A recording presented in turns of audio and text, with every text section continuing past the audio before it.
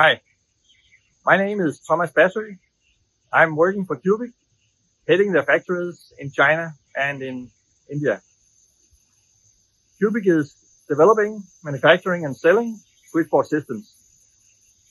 During 2021 and 2022, I stayed in Chennai to set up Cubic India, a metal sheet manufacturing operation. During that period, I had good support from Tamil Nadu Guidance Bureau to understand the regulations and the processes for setting up a factory in Chennai. The input and support from the Guidance Bureau was one of the key elements to a fast and successful implementation and setup. During 2025, Cubic added our second factory in Chennai.